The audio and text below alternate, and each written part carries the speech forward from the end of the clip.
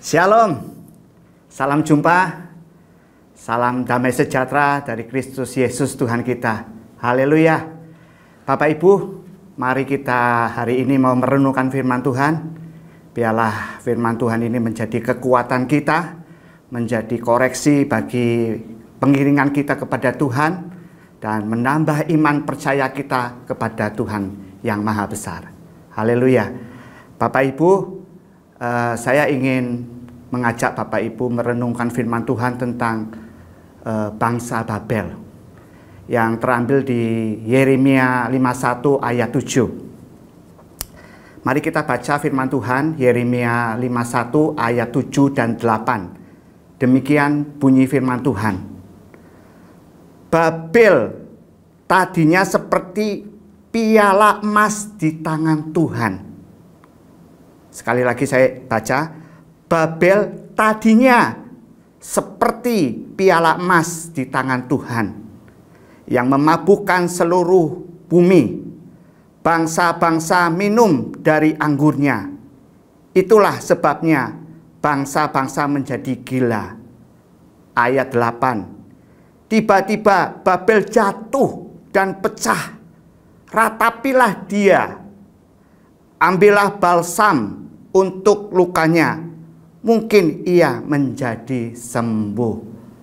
Bapak Ibu, kalau tadi Babel dikatakan di ayat 7, Babel tadinya seperti piala emas di tangan Tuhan. Tapi karena ketidaktaatannya, kesombongannya, keangkuhannya, dia mulai meninggalkan Tuhan. Mulai mengagung-agungkan kekuatannya diri sendiri, mencari nama. Dan ketika kesombongan itu dibuka, iblis masuk, penyembahan berhala mulai masuk, dan tentunya kehidupan percabulan, seksualitas menjadi rusak. Dosa Babel, saya coba cari, saya dapatkan di Kejadian 11 ayat 4. Bagaimana kesombongan. Dia mendirikan menara yang tinggi, yang ingin sampai ke langit. Yang tujuannya untuk mencari nama. Inilah kesombongan. Kesombongan. Akar dari segala kejahatan yang memicu dia untuk mulai mengandalkan kekuatannya sendiri. Mencoba meninggalkan Tuhan. Dia mendirikan menara. Dalam pengertian dia ingin mencari dewa-dewa di langit. Ada yang mengatakan menara tersebut bernama Sigurat atau piramid berundak, yang sampai ke langit tujuannya untuk mencari dewa-dewa, kesembahan, menggantikan Tuhan yang kudus, yang mulia. Dia mencari dewa-dewa. Inilah salah satu dosa besar. Yang kedua, di Yeremia 50 ayat yang 2. Nanti Bapak Ibu bisa baca sendiri. Bagaimana Babel mulai ada penyembahan berhala. Menjadi kekejian bagi Tuhan. Biarlah ini menjadi peringatan gereja kita. Gereja akhir zaman saat ini, kondisi kita, Bapak, Ibu, dan saya, sebagai gereja Tuhan di akhir zaman ini. Apakah ada sifat-sifat Babel di dalam diri kita? Dan saya dapatkan di Wahyu 14 ayat 8. Dosa Babel dicatat juga. Percabulan. Sungguh ngeri. Anak-anak Tuhan bermain persinahan secara fisik, tidak menghormati kekudusan lagi. Keluarga tidak dijaga. Penyimpangan seksual. Mencari kepuasan di luar keluarga. Dosa-dosa seksual mulai terjadi. Sungguh ngeri Bapak Ibu.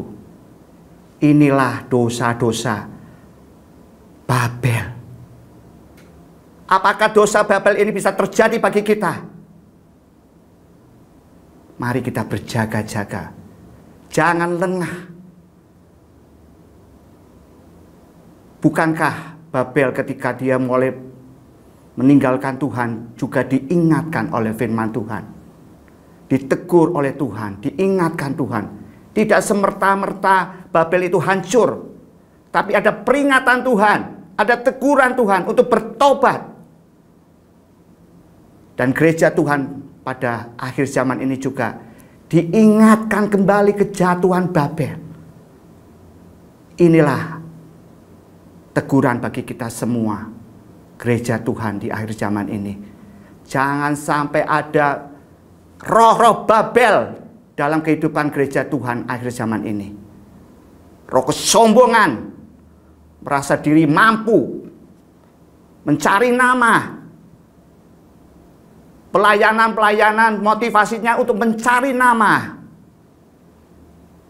tidak menjaga kekudusan rumah tangga, dan ada sesembahan-sesembahan lain, berhala-berhala selain Allah yang kudus. Biarlah ini menjadi peringatan kita semua. Dan kalau tadi kita membaca di Yeremia 51 ayat yang ke-8, di bagian yang terakhir dikatakan, ambillah balsam untuk lukanya, mungkin ia menjadi sembuh. Mungkin dia menjadi sembuh. Tapi dalam bahasa saya pada saat ini, saya katakan, sudah tidak ada obatnya lagi. Sudah tidak ada kesempatan untuk dia bisa jadi sembuh. Karena dia menolak didikan. Ditegur tidak bertobat. Ditegur tidak menghormati firman Tuhan. Tidak meresponi dengan pertobatan yang sungguh-sungguh. Sehingga Babel jatuh dan pecah ratapan bagi Babel yang besar. Yang dulu seperti piala emas di tangan Tuhan, tapi jatuh, pecah. Inilah menjadi peringatan kita saat ini. Memang ada masa anugerah, tetapi masa anugerah itu ada batasnya, Bapak Ibu. Biarlah anugerah Tuhan yang diberikan untuk kita bertobat. Hormati masa anugerah itu. Gereja Tuhan, saudara dan saya saat ini diingatkan Tuhan tentang Babel. Mari hormati anugerah Tuhan. Dia memanggil kita untuk bertobat, untuk kudus. Ada masa batas, masa anugerah ada batasnya. Tidak selama-lamanya. Kalau engkau tidak menghormati masa anugerah itu, maka akan tertutup pertobatan tersebut. Yang kedua, bukankah Tuhan menginginkan gerejanya, barang siapa yang kudus, biarlah ia terus mengkuduskan diri. Inilah yang Tuhan kehendaki. Gereja Tuhan yang sudah kudus, biarlah ia terus mengkuduskan diri. Ayo kita baca Wahyu 22 ayat yang ke-11. Demikian bunyi firman Tuhan. Barang siapa yang berbuat jahat, biarlah ia terus berbuat jahat. Barang siapa yang cemar, biarlah ia terus cemar. Dan barang siapa yang benar, biarlah ia terus berbuat kebenaran. Barang siapa yang kudus, biarlah ia terus mengkuduskan dirinya. Tentu kita sebagai anak-anak Tuhan yang dikasihi oleh Tuhan, yang sudah ditebus, kita mau ambil bagian menjadi orang-orang yang benar. Biarlah ia terus berbuat kebenaran. Dan kita menjadi kudus. Dialah ia terus menguduskan dirinya. Biarlah kita menyediakan waktu bersendiri dengan Tuhan. Merenungkan firman-Nya siang dan malam. Janganlah kita disibukkan oleh dunia ini, oleh pekerjaan kita, oleh persoalan kita yang ada di dunia ini. Sehingga tidak ada waktu lagi untuk kita merenungkan firman Tuhan. 1, 2, 3 hari lalai, bolong-bolong membaca firman-Nya. Itu pintu kejahatan mulai masuk. Ketidakkudusan mulai masuk. Tawaran-tawaran dunia mulai masuk. Biarlah kita menjaga diri bersaat teduh. Saat teduh membuktikan kita mau membutuhkan Tuhan. Kita mau mengandalkan Dia. Kita merendahkan diri bahwa kita tidak ada apa-apanya. Kita mau berbuah-buah karena kita mau melekat kepada Tuhan. Mari bersama saya, saudara, Bapak, Ibu semua, ayo ambil komitmen kita memperbarui keintiman dengan Tuhan. Yang ketiga, Bapak, Ibu,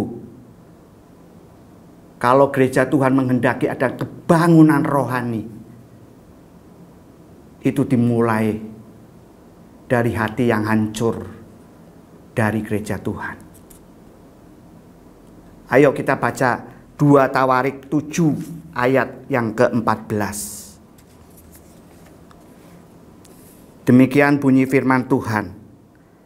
Dan umatku yang atasnya namaku disebut merendahkan diri, berdoa dan mencari wajahku, lalu berbalik dari jalan-jalannya yang jahat, maka aku akan mendengar dari surga dan mengampuni dosa mereka, serta memulihkan negeri mereka. Firman Tuhan yang kita renungkan tentang Babel ini mungkin keras bagi kita. Tapi inilah saatnya gereja Tuhan terima pengajaran-pengajaran keras. Pengajaran-pengajaran yang memurnikan pengiringan kita, kasih kita, iman kita, kekudusan di akhir zaman ini. Sebab dunia sedang menantikan gereja yang bercahaya. Dunia ini sedang menantikan gereja yang menjadi garang, terang. Kristus bercahaya di gereja. Sehingga orang-orang boleh melihat Kristus yang luar biasa yang ada di dalam gereja. Biarlah ini menjadi perenungan kita semua.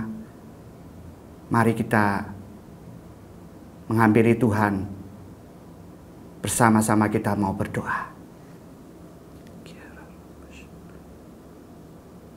Terima kasih Roh Kudus buat firman-Mu yang Kau sampaikan pada hari ini Tuhan. Selidikilah kami, hati kami, pengiringan kami, kehidupan kami, kasih kami, iman kami kepadamu Tuhan. Adakah kami mulai meninggalkan Engkau Tuhan? Adakah di dalam diri kami mulai ada kesombongan, keangkuhan, mencari nama untuk diri sendiri Tuhan? Ampuni kalau itu ada dalam kehidupan kami sebagai umat-Mu di akhir zaman ini Tuhan. Kami merendahkan diri, kami mau bertobat Tuhan atas dosa-dosa tersebut. Dan kalau ada berhala-berhala yang kami sembah melebihi Engkau Tuhan, mungkin bukan sekedar patung, tapi pekerjaan atau hobi atau apapun juga yang melebihi Engkau, bagi kami itu adalah berhala Tuhan. Biar kami mau bertobat Tuhan. Kembali kami mau mengutamakan Engkau. Dan kami mau belajar Tuhan. Hidup melekat di dalam Engkau Tuhan. Roh Kudus, jagai gerejamu, tutup bungkus dengan kuasa darah Tuhan. Jagai pikiran, mata, telinga, mulut kami, hati kami dari segala pergaulan yang buruk yang dapat merusak kebiasaan kami yang baik Tuhan. Jauhkan kami dari roh-roh kenajisan Tuhan. Kuduskan hidup keluarga kami masing-masing Tuhan. Kami menghormati akan perkawinan kami, keluarga kami Tuhan. Supaya anak-anak kami boleh melihat teladan yang baik dari orang tuanya Tuhan. Terima kasih Engkau sanggup dan jauh lebih banyak mengabulkan doa yang kami panjatkan pada hari ini. Di dalam nama Tuhan Yesus kami mau bertobat dan kami naikkan doa ini. Haleluya. Amin. Tuhan Yesus memberkati kita semua. Haleluya.